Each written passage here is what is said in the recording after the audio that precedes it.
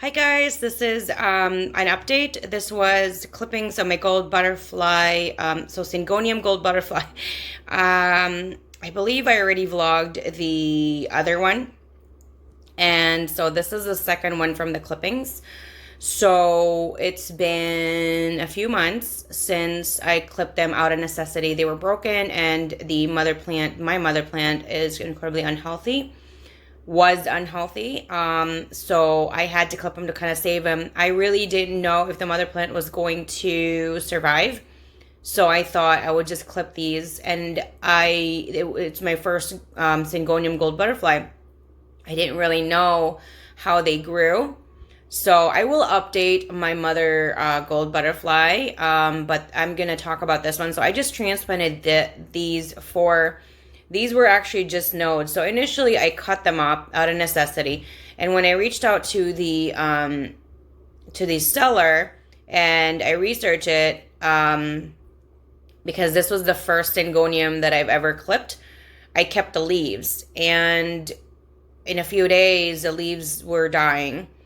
And they just weren't really doing so well. So I got really scared and I researched, and this can actually just be planted as a node.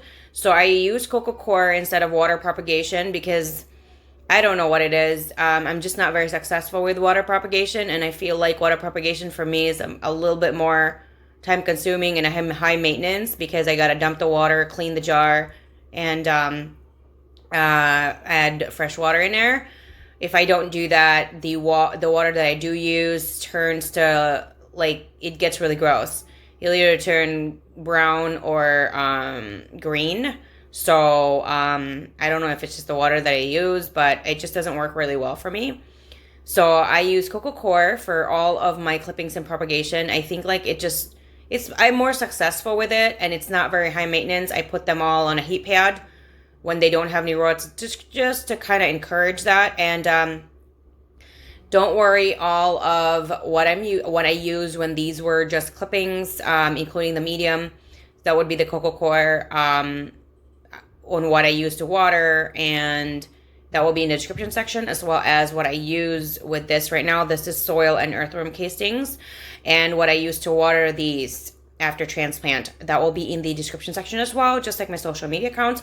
I hope you enjoy my vlog for this particular plant, that you are going to hit the like, subscribe, and of course the bell so you're notified every single time I do upload a new video. And I will update this as often as I feel like there is something to update. So when that was still a clipping, I think patience really is the number one thing that you need to add. If you are new to clippings, this can be really, really difficult because I had to trim everything down into just a node. I would say a total length of maybe about an inch to an inch and a half to 2 inches with the node. If there is no node in there, it's not going to really do anything. But even with the node, there were already a few of them that I had to throw in my compost pile because they were just not growing, they were rotting. So I think I would say about a month or a little bit more, I would check them, and they were starting to kind of grip the coco coir. So that just kind of means that they're already starting to grow a little bit of root. I would just gently tug them. If you are new to clippings and propagation, I would say gently do it, very, very gently do it. Don't just yank it. It's a very gentle nudge that I do. I'll show you a little bit. It's like this. Like that. It's when you like nudge it very, very gently like that, and it won't just pop out. That means that there's already a root system. And these obviously have baby leaves now, and that is due to the fact that it has root system. So when you are clipping and propagating and there is nothing but a node, you can really tell when there is a root system already grown, because it will start to grow above the node. It always starts growing roots before it does that, and when it has enough root system to be able to grow above, then that's when you see some growth like these. And as you can see, this one even has new growth as well, so that's a second leaf. This one also has a little bit of growth. That would be another leaf, new growing. This one as well. This one doesn't really have one, but that's okay. She already has this. So these will be for separate plants when it does grow. I don't know if I will keep them all in the same pots. I could, but I also can separate them. It just depends on the time. I don't know how long it would be. Again, this is my first time to clip a syngonium, and this is a gold butterfly variety. I have noticed from my mother plant that the gold butterfly variety is the fastest growing out of all of them. And it grows very, very quickly, like I said. And it just, when I had my mother plant, it was a challenge. There was nothing. There really was nothing in the beginning because it was sickly and it was broken and it was really dying. And like some of the stems were rotting and yellowing and things like that. And I just kind of nursed it back to health. When you do have a new plant and it is a sickly plant, I would, from my personal experience, it usually takes about a month to 2 months before, to kind of kick out whatever they're battling to kind of go to being really healthy. And once they kick that off, that's when it's starting to just be healthy and give you new growth.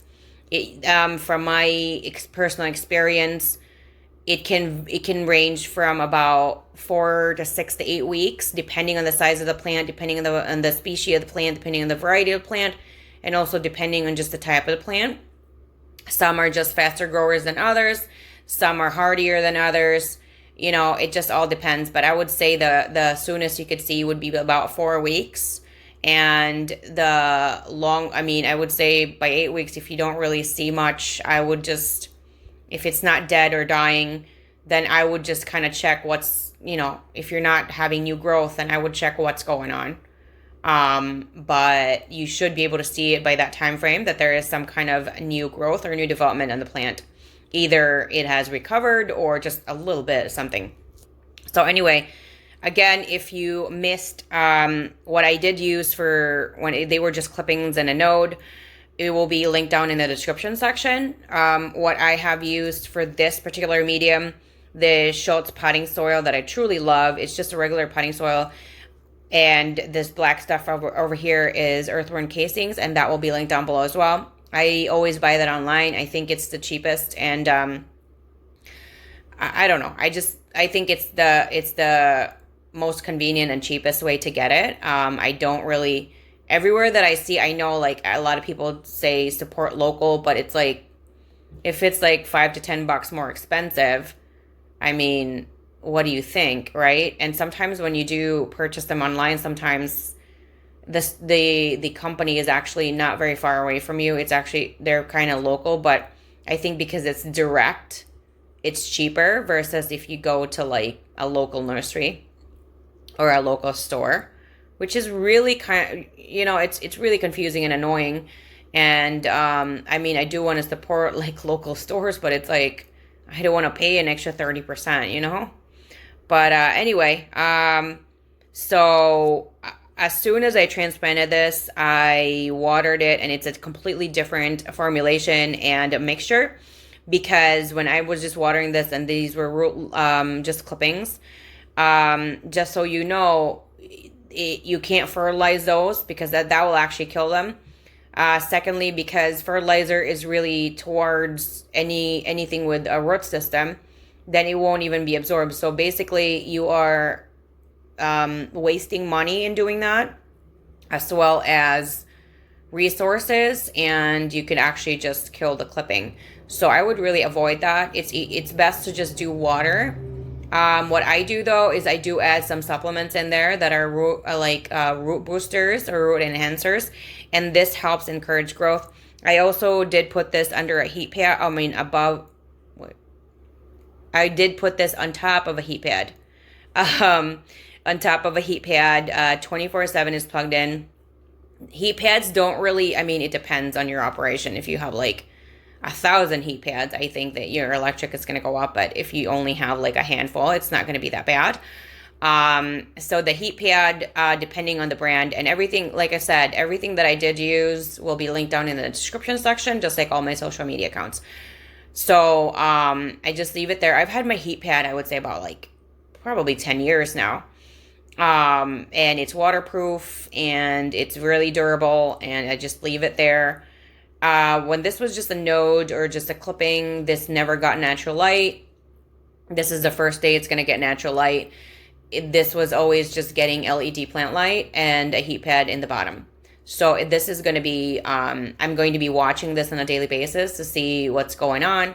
And I'm planning to water this once a week. But if the time to water her is going to be too soon or it's going to be too late, then obviously I'm going to adjust that. I do not see having to water this more frequently though, but I don't know. Again, this is my first syngonium clipping transplanted to their own pot. And if you saw my other one, there were only 3 of them. Those actually had a bigger root system, and these have smaller root systems. So I might be, it could be that I'm watering them the same frequency, but it could also be that it would be slightly different, maybe a day or two, just because these have 4. They could suck up more moisture, and this sits in an east-facing window directly next to the window. So I don't know, maybe this can suck up more just because maybe it's getting a little bit more light than the other one. Again, it doesn't matter if you have 10 plants in one window. It's always going to be uniquely different in certain variables. So you can't ever say things like, oh, well, this sits right next to that. Well, how much light are they really getting in the time frame that there's daylight? Because sometimes you're really not getting the exact same 100% amount of light right next to the next plant. So just pay attention to that, because a lot of people always get confused with that. Well, they sit right next to each other. Okay, right next to each other. Is there an obstruction outside? Is there an obstruction inside due to the direction of the light? If the light comes from the right side or the left side or directly in the front, is there any kind of obstruction with it? Oh yeah, I do have a hanging plant that it does obstruct it a little bit, or it does come from the side, and there are plants right next to them that what I've noticed at a certain time of the day that it does take away some of the sunlight. So there you go, a little bit of that actually does make a big difference. So anyway, if there's anything else that I didn't really mention in this particular vlog for this particular plant, let me know down in the comment section. I love hearing from you guys all the time. Anything else, I might even add it on the update for this particular plant later on. But if there's anything else you want to talk about this particular plant, let me know down in the comment section. I love hearing from you guys all the time. Thank you so much for all the love and support. I love you guys back, and I'll see you guys again next time. Bye.